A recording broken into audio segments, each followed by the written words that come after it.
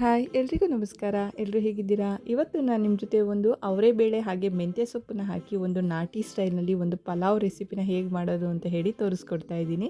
ಇದಕ್ಕೆ ಯಾವುದೇ ರೀತಿಯಾಗಲಿ ಈ ಪಲಾವ್ ಮಸಾಲೆ ಏನು ಬರುತ್ತೆ, ಪಲಾವ್ ಎಲೆ, ಏಲಕ್ಕಿ, ಮರಾಠಿ ಮೊಗ್ಗು ಏನನ್ನೂ ಕೂಡ ಯೂಸ್ ಮಾಡದೆ ಸಿಂಪಲ್ಲಾಗಿ ಹಾಗೆ ತುಂಬ ಕಡಿಮೆ ಇಂಗ್ರೀಡಿಯೆಂಟ್ಸ್ನ ಯೂಸ್ ಮಾಡಿಕೊಂಡು ಒಂದು ಲಂಚ್ ಬಾಕ್ಸಿಗಿರ್ಬೋದು ಅಥವಾ ಬೆಳಗ್ಗೆ ಬ್ರೇಕ್ಫಾಸ್ಟಿಗಿರ್ಬೋದು ಒಂದು ರೈಸ್ ರೆಸಿಪಿನ ಹೇಗೆ ಮಾಡೋದು ಅಂತ ಹೇಳಿ ತೋರಿಸ್ಕೊಡ್ತಾ ಇದ್ದೀನಿ. ಈಗ ಇದನ್ನು ಮಾಡೋದಕ್ಕೆ ಒಂದು ಸ್ವಲ್ಪ ಮಸಾಲೆನ ರುಬ್ಕೊಳ್ಳೋಣ. ಅದಕ್ಕೆ ಅಂತ ಹೇಳಿ ನಾನಿಲ್ಲಿ ಕೊತ್ತಂಬರಿ ಹಾಗೆ ಪುದೀನ ಎರಡನ್ನೂ ಕೂಡ ಒಂದು ಅರ್ಧ ಕಟ್ಟಷ್ಟು ತೊಗೊಂಡಿದ್ದೀನಿ. ಹಾಗೆಯೇ ಒಂದು ಮಿಕ್ಸಿ ಜಾರ್ಗೆ ಒಂದು ಅರ್ಧ ಈರುಳ್ಳಿ, ಹಾಗೆಯೇ ಒಂದು 1/4 ಇಂಚಷ್ಟು ಶುಂಠಿ, ಒಂದು ಗೆಡ್ಡೆ ಬೆಳ್ಳುಳ್ಳಿ, ಹಾಗೆಯೇ ನಾವು ಏನು ತೆಗೆದಿಟ್ಕೊಂಡಿದ್ವಿ ಮೆಣಸಿನ್ಕಾಯಿ, ನಿಮಗೆ ಖಾರಕ್ಕೆ ಎಷ್ಟು ಬೇಕು ಅಂತ ನೋಡಿಕೊಂಡು ಅಷ್ಟು ಹಾಕ್ಕೊಳ್ಳಿ.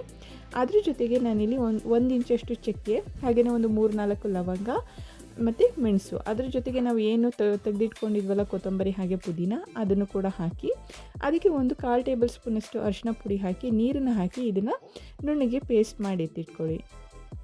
ನೆಕ್ಸ್ಟು ನಾವಿಲ್ಲಿ ಪಲಾವ್ಗೆ ಒಗ್ಗರಣೆ ಹಾಕ್ಕೊಳ್ಳೋಣ. ಅದಕ್ಕೆ ಅಂತ ಹೇಳಿ ನಾನಿಲ್ಲಿ 1 ಟೇಬಲ್ ಸ್ಪೂನಷ್ಟು ಎಣ್ಣೆ, ಹಾಗೆಯೇ 1 ಸ್ಪೂನಷ್ಟು ತುಪ್ಪ ಯೂಸ್ ಮಾಡಿಕೊಂಡು ಇದಕ್ಕೆ ನಾನು ಒಂದು ಹಸಿಮೆಣಸಿನ್ಕಾಯಿನ ಈ ರೀತಿ ಕಟ್ ಮಾಡಿ ಹಾಕ್ಕೊತಾ ಇದ್ದೀನಿ. ನಿಮಗೆ ಬೇಡ ಅಂತ ಹೇಳಿದ್ರೆ ಇದನ್ನು ಸ್ಕಿಪ್ ಮಾಡ್ಕೊಬೋದು.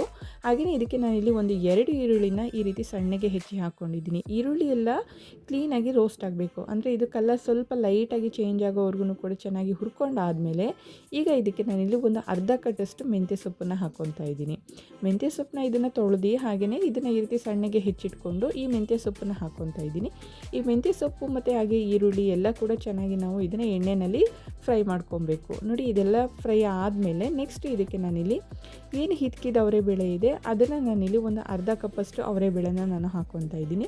ನೋಡಿ, ಈ ರೀತಿ ಅವರೆಬೇಳೆನ ಹಾಕಿ ಇದನ್ನು ಕೂಡ ಎಣ್ಣೆಯಲ್ಲಿ ಫ್ರೈ ಮಾಡ್ಕೊಬೇಕಾಗುತ್ತೆ. ಇದರ ಹಸಿ ವಾಸನೆ ಹೋಗೋದಕ್ಕೆ ಅಂತ ಹೇಳಿ ಇದಕ್ಕೆ ನಾನಿಲ್ಲಿ ಸ್ವಲ್ಪ ಅರಿಶಿನ ಪುಡಿನ ಯೂಸ್ ಮಾಡ್ತಾ ಇದ್ದೀನಿ. ಒಂದು 1/4 ಟೇಬಲ್ ಸ್ಪೂನ್ಗಿಂತ ಕಡಿಮೆಯಷ್ಟು ಅರಿಶಿನ ಪುಡಿನ ಹಾಕ್ಕೊಂಡು ಇದನ್ನು ಕೂಡ ಎಣ್ಣೆಯಲ್ಲಿ ನಾವು ಒಂದು 5-10 ನಿಮಿಷನಾದರೂ ಫ್ರೈ ಮಾಡ್ಕೊಬೇಕಾಗುತ್ತೆ. ಅದರ ಹಸಿ ವಾಸನೆ ಎಲ್ಲ ಹೋಗೋವರೆಗೂ ಕೂಡ ಒಂದು ಮೀಡಿಯಮ್ ಫ್ಲೇಮ್ನಲ್ಲಿ ಇದನ್ನು ಫ್ರೈ ಮಾಡ್ಕೊಂಡಾದಮೇಲೆ ಇದಕ್ಕೆ ನಾನಿಲ್ಲಿ ಒಂದು 2 ಟೊಮೆಟೊ ಹಣ್ಣನ್ನು ಸೇರಿಸ್ಕೊತಾ ಇದ್ದೀನಿ. ಈ ರೀತಿ ಪಲಾವಿಗೆಲ್ಲ ಟೊಮೆಟೊ ಹಣ್ಣು ಈ ರೀತಿ ಉದ್ದುದ್ದಕ್ಕೆ ಹೆಚ್ಕೊಂಡ್ರೆ ತುಂಬಾ ಚೆನ್ನಾಗಿರುತ್ತೆ.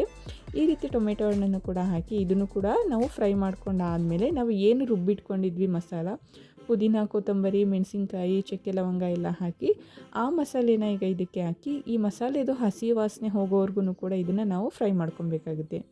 ನೀವು ನಾನು ಏನು ತೋರಿಸಿದ್ದೆ ಮಸಾಲೆನ ಅದನ್ನು ನೀವು ಎಣ್ಣೆಯಲ್ಲಿ ಫ್ರೈ ಮಾಡಿ ಕೂಡ ರುಬ್ಬಿ ಕೂಡ ಹಾಕ್ಕೊಬೋದು. ಈ ರೀತಿನಾದರೂ ಕೂಡ ಮಾಡ್ಬೋದು. ನೋಡಿ, ಇದನ್ನು ಚೆನ್ನಾಗಿ ನಾವು ಫ್ರೈ ಮಾಡ್ಕೊಂಡಾದಮೇಲೆ ಇದಕ್ಕೆ ಸ್ವಲ್ಪ ನೀರನ್ನು ಹಾಕಿ ಈ ಮಸಾಲೆ ಬೇಯೋದಕ್ಕೆ ಬಿಡಬೇಕಾಗುತ್ತೆ.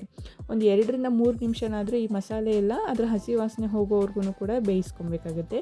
ಈ ಜಾರಲ್ಲಿ ಏನು ಮಸಾಲೆ ಇತ್ತು ಅದೆಲ್ಲನೂ ಕ್ಲೀನಾಗಿ ತೊಳೆದು ಇದಕ್ಕೆ ಹಾಕ್ಕೊಂಡು ಒಂದು 2-3 ನಿಮಿಷ ಇದನ್ನು ಚೆನ್ನಾಗಿ ನಾವು ಬೇಯೋದಕ್ಕೆ ಬಿಡಬೇಕಾಗುತ್ತೆ.